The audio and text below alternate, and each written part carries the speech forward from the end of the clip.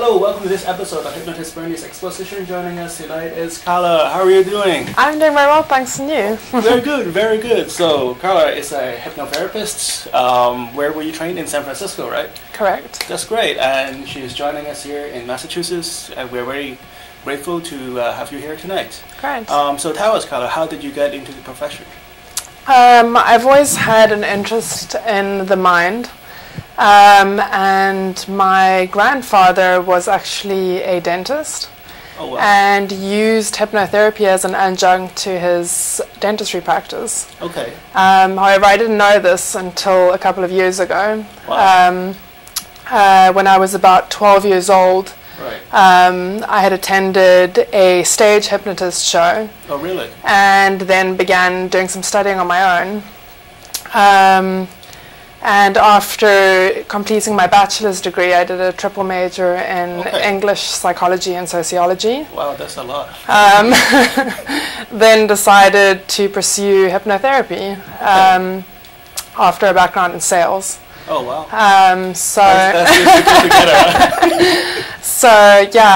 What kind of sales were you doing? I worked for Verizon Wireless for 3 years, and then pursued logistics sales. Okay. And did that for a year. Okay. I thoroughly enjoyed my time in San Francisco studying hypnotherapy. Okay.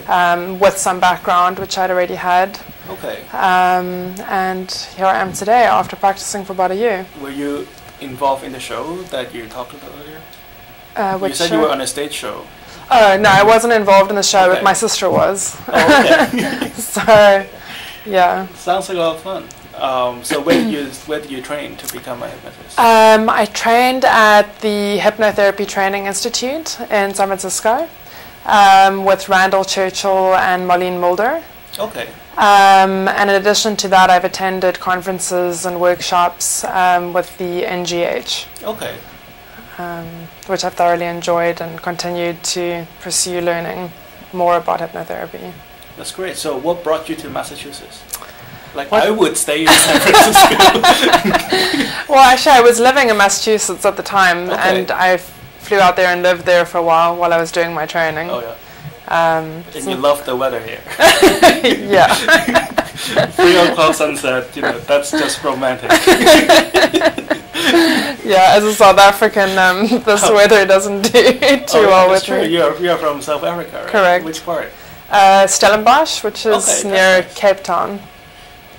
Yeah. So you went from really good weather to kind of rainy in San Francisco.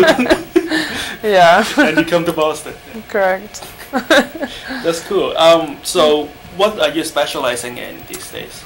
Well, currently I am a general practitioner. My office, I offer everything from smoking cessation to weight loss.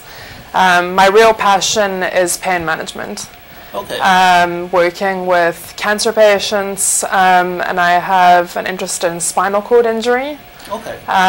In fact, one of my most inspiring clients is somebody who was involved in a motorcycle accident. Okay. Tell us more if you can. Yeah. Well, I've been working with him for about 3 months now. Okay. And been working on pain management. In fact, he wrote me a testimonial, which is posted on my website. He'd been suffering from, there's a lot of pain associated with an injury like that. He has an injury in his spine. He's paraplegic, so he's in a wheelchair. He has a lot of wrist as well as elbow and shoulder pain. He specifically had a lot of elbow pain from constantly, using his arms, being in a wheelchair. Okay.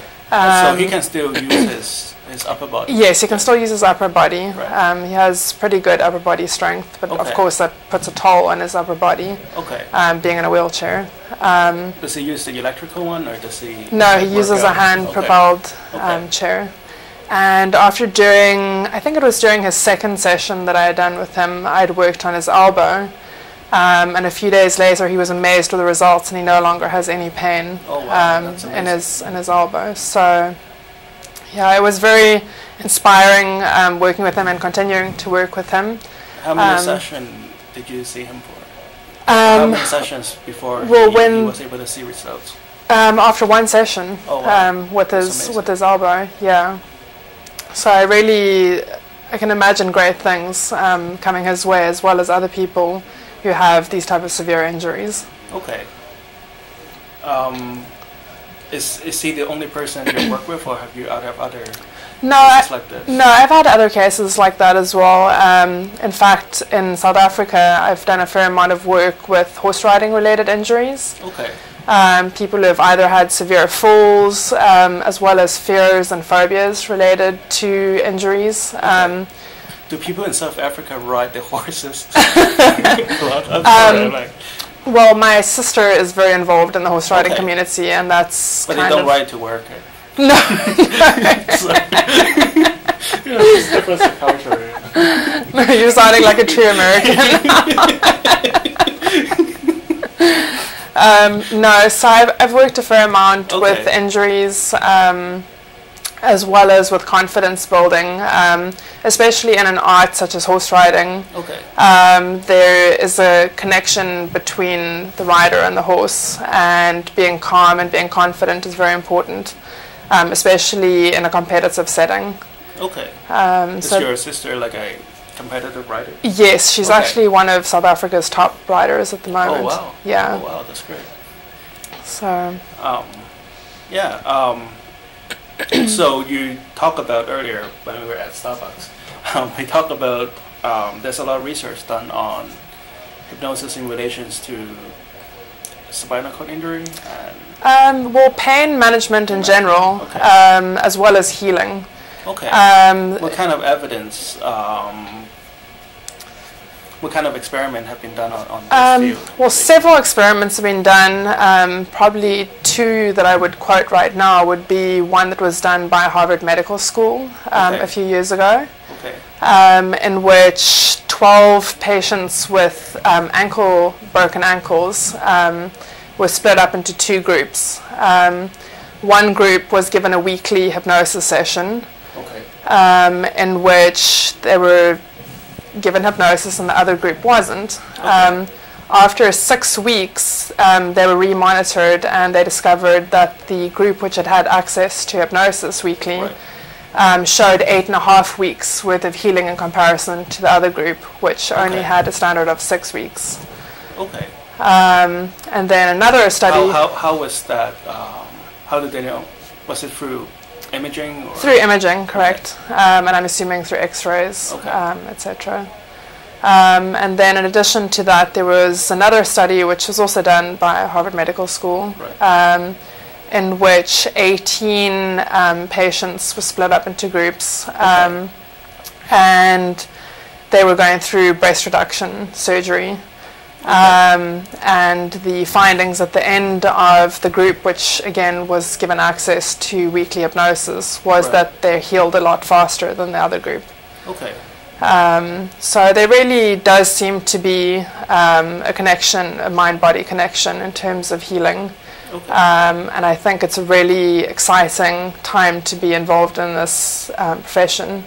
Because I think a lot more research will be aimed at using hypnosis for healing, as well as for surgery preparation, for healing after surgery, pain management, etc. So I'm not sure if that was covered in the research, right? But how would we distinguish hypnosis from just interpersonal relationship, you know? So in a way that these people who see a hypnotist during the course of the recovery, how would we know that it is the hypnosis that was helping them recover, or it was just the added attention that helped them recover? Well, I'm assuming that if you're having, regardless of whether it's hypnosis or not, by applying hypnosis, I would assume that the control group that wasn't receiving hypnosis, they would still be receiving attention, considering they have an injury. And I think that in terms of the group which is being given access to hypnosis, hypnosis is such a wide term. It's such an eclectic mix of modalities. Yeah, that would be like my next question. Yeah. Everything from NLP to EFT to energy healing. I mean, a lot of people have a lot of different terms for what hypnosis really is. Right. And I think that is the less important question to be asked. I think that anything which the profession or the overseeing, say for example the guild, would recognize as hypnosis, if that is helping with pain management and with healing, then I think that it's something which should be explored more. That's true. Okay, so where do you think pain management and hypnosis heading into? Like, where do you see the future in this specialty field? Well, I mean, already I think looking at how hypnosis is intermeshing with medicine, with the number of doctors, chiropractors, acupuncturists which are taking hypnotherapy courses and hypnosis courses, I think that in itself is indicative of the fact that it does have health benefits to their clients and to their patients. And I think that we're at the dawn of a new era in terms of revolutionary medicine and the healing art of hypnosis in conjunction with medicine, as well as dentistry and all the other physical healing arts which go along with that. Great, yeah. And so a little bit earlier you talked about how you also like to use hypnosis to help cancer patients. Did you have any patients in this regard? Yes, I have actually. Tell us about it. I worked with a woman who had severe hair loss, a lot of nausea, and after working with her, I would say after the second session, because usually the first session is an introduction to hypnosis, a lot of people have a lot of misconceptions about hypnosis. They really don't know what to expect, especially being through something as traumatic as finding out that you have cancer and going through chemotherapy. And I found it to be a very beneficial therapy, hypnosis, that is. What kind of cancer, if you don't mind sharing? Breast cancer. Okay.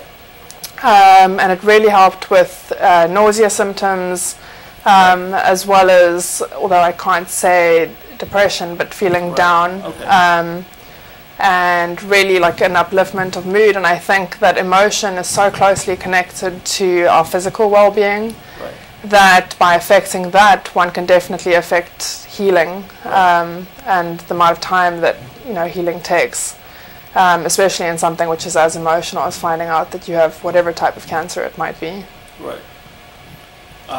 How did she respond to the hypnosis treatment? She responded incredibly well. And in fact, other people, I haven't gotten a testimonial from her yet, but she has spoken to other people who are going through something similar. And I really think that once again that there's really a great opportunity that hypnotists can be providing people with that are suffering from cancer or from the side effects of cancer.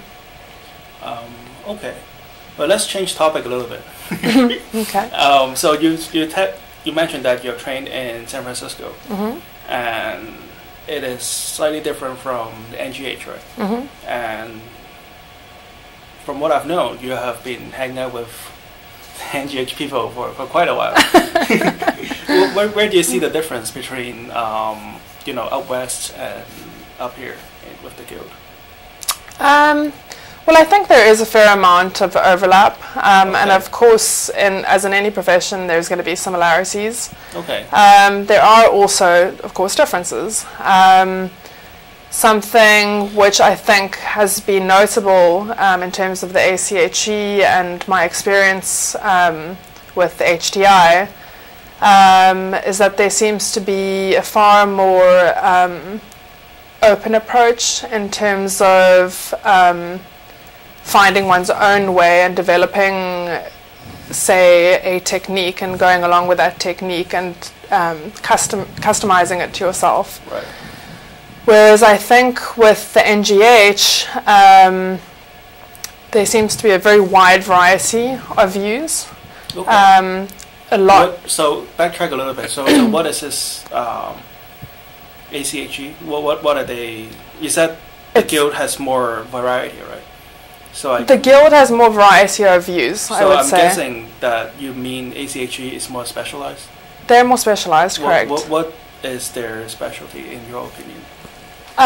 Well, specialty, I don't really mean specialty in terms of a field of hypnosis or a specific, say, ailment. Okay.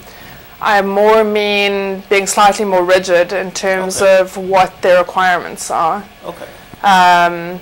Things like hours practiced, observed hours, and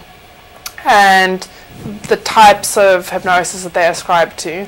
Okay. What are the types of hypnosis that they well, for example, no, that's okay. Well, for example, I don't think that during my time of dealing with the ACHE there was ever any talk about scripts. Okay.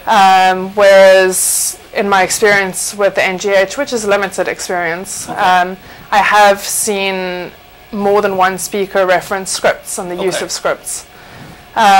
Which I do see the benefit of using a script and learning the language of using a script. Right. But in terms of the profession, I don't think that it makes a hypnotist very credible if they have a client in their office and they're reading off a script. That's true. But of course, you know, both organizations have their pros and cons, which is actually why I belong to both of them. Okay. So at the end of the day, you know, I'm not saying that one is right or one is wrong. I think they're just both different and they both have something to bring to the table. And they both have a lot of benefit to give to the profession of hypnotherapy and to hypnosis in general. That's true. So other than just the organization, right, how do you see the difference between like a West Coast hypnosis practitioner than an East Coast hypnosis practitioner? I don't think that I have enough expertise or enough experience of really either one to be able to distinguish between West Coast and East Coast. Okay. That's fair. Yeah, so I mean, in terms of the training, there were, as I said, there were differences. But in terms of practitioners, I really wouldn't be able to comment on that. Okay. Fairly. That's fair enough.